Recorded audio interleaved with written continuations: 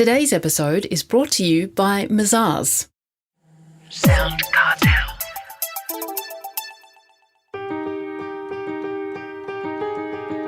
From SoundCartel, I'm Nicole Goodman, and this is Business Essentials Daily.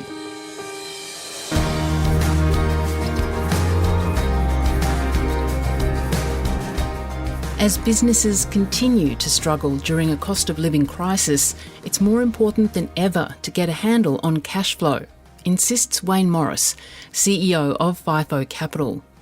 Too many business owners, he says, struggle to understand how vitally important cash flow is to the health of their business. Wayne's talking to Chris Ashmore. Too many businesses look at their profit and loss, their P&L. I think they're doing great and kind of miss the true difference with that and cash flow. So the answer is I don't think so. And that's not a criticism of SMEs. You know, most SMEs, people are in business, they're on the tools, they're doing the work. They can't see the wood for the tree sometimes with the financials. You know, I think accountants could do a lot more to help SMEs actually focus on cash flow because, you know, the old saying, isn't it, cash is king? You know, you could almost do away, don't take me literally on this, it's just to emphasize the point. You could do away with your balance sheet and profit and loss and focus on your cash flow. And as long as you've got positive cash flow, you'll survive, or you should survive.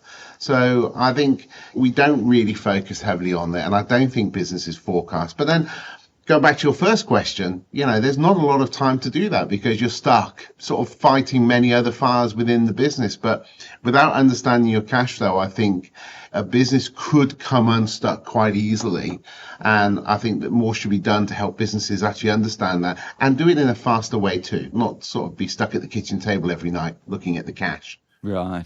What are some of the things businesses do that inhibit healthy cash flow? Well, I would say it's all about planning, and poor planning of cash spend, poor planning or poor mitigation against potential problems down the line. So what I mean by that is, you know, if you're running your business day to day, you don't forecast your cash flow. You don't look at what's potentially coming in the next month or two. So then you go and buy a ute, for example. And before you know it, now you don't have the money to pay the ATO. Or so you're not kind of forward thinking about the business. Or if you're growing, you're not really considering what that growth impact is on your business. So for instance, if you're in a sector where you might be giving customers 30, 60-day terms, you know, you're buying all these widgets and all of a sudden, Chris, you're buying a load more widgets. You know, you've got a lot of cash out of the business. You're now waiting 30, 60 days for a lot more money to come in. That puts huge strain on businesses. And, you know, if you look at why SMEs go bust, I think it's over 80% of businesses say it's cash flow related. And that's because they're not planning and forecasting and trying to have a bit of a crystal ball view of the future. And I think interest rates have really impacted immensely. I mean, it's all very well we raise the interest rates every so often, but what we kind of forget is in that period of time, SMEs have gone on and traded. They would have acquired more equipment. They might have took on more staff. And before you know it, all of a sudden, you know, yesterday's positive cash position is tomorrow's negative cash position. And I think that's the underlying issue is because your businesses aren't across their cash flow, I think that's a major driver. And I mean, if you put that into a normal context, I mean, I don't know what about yourself, but I'm very much, well, look in my personal bank account and before you know it, you spent money you forgot about and it's not what you thought you had.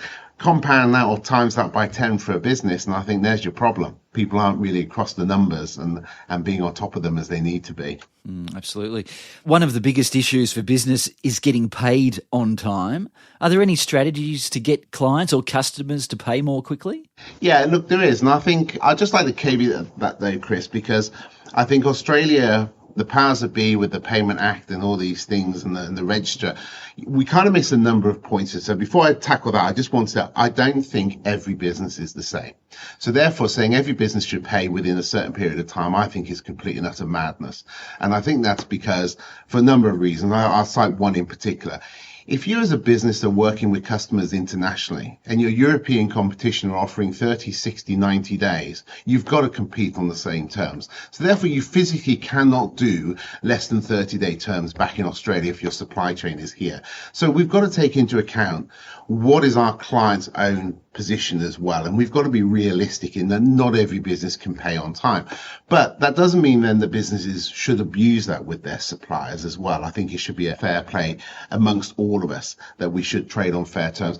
So there are a number of techniques that you can do as an SME to get customers to pay better. You can offer a better price for earlier payment. And you would look at that. And this is really where your accountant or your advisor could come in, because, if you're going to offer somebody a 5 or 10% discount, that sounds so easy to do to get paid early. You've got to look at what that 5 or 10% discount actually does to the bottom line of your business. What I would say is, for many SMEs that don't have the power to push clients to pay earlier, I would suggest that they talk to their banks or to funders about using a form of invoice finance. And what that will do, Chris, is allow that SME to be paid early by the financier for the invoice, and then the customer just pays on normal terms.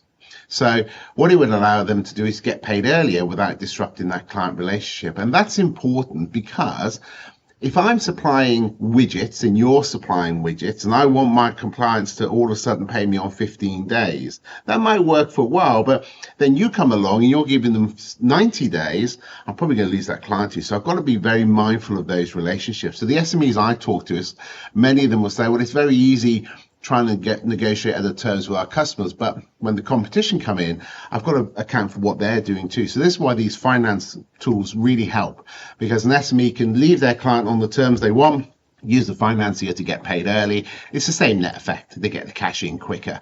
And I think that's a much better way for an SME to do that than to try and disrupt its relationship with its customers. Mazars have been a long-time supporter of SoundCartel, and now they're helping us bring you this podcast. To find out how Mazars can support your business, visit mazars.com.au. That's mazars.com.au.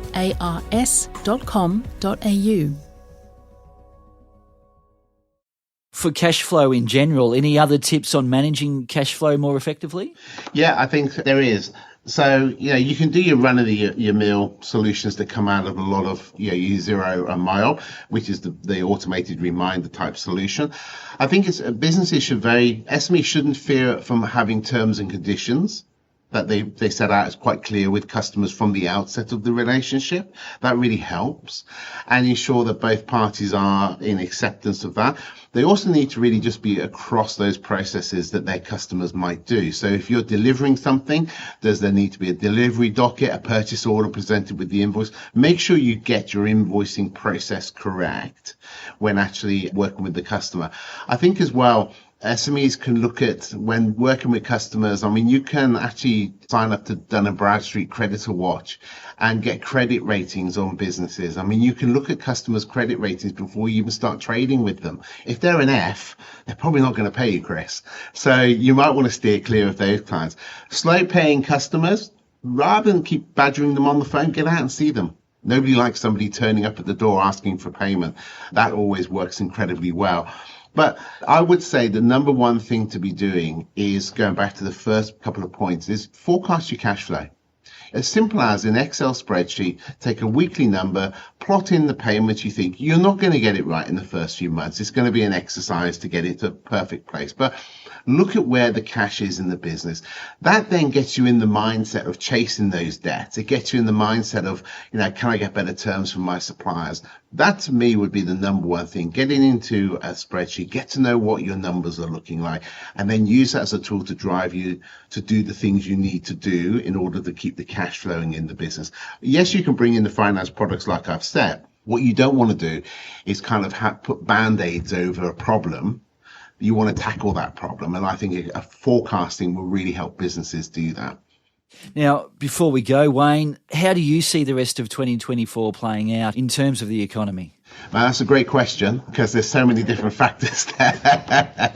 Personally, I think we're over the worst of it, right? I think SMEs have carried the brunt of it. I do say, Chris, and I know a few people have stolen this, but I do say they're the engine room of the country, right? They can't afford to stall. I think that we should start to see interest rates come down, and that should ease. Supply, hopefully soon, will improve. With immigration and recruitment, hopefully getting back on track. I mean, where did all the employees go? I don't know, but we'd love to get them back.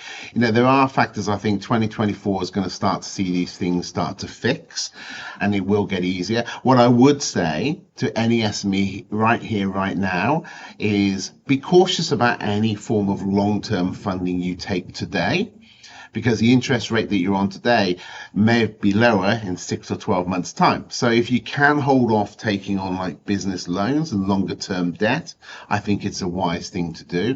Just be cautious about, what assets and things you might be looking to buy right now, and maybe delay those for a little bit, just to ensure that, what we're seeing is all the positive steps are going to happen. But I think 2024 is the turning point. I think we're in for still a bit more pain as we come out of that. But I do think as we move towards 2025, people will be looking back saying, well, 2024 was the year when things really started to fix after, what we've gone through. So I think it's cautious next few months, cautious towards the end of the year, but I do think we're certainly over the worst of it. I'd like to, unless there's a war that blows up somewhere that I know nothing about. But other than that, I think, it's on the tail end and we're coming down from the worst of it. That was Wayne Morris, CEO of Fifo Capital.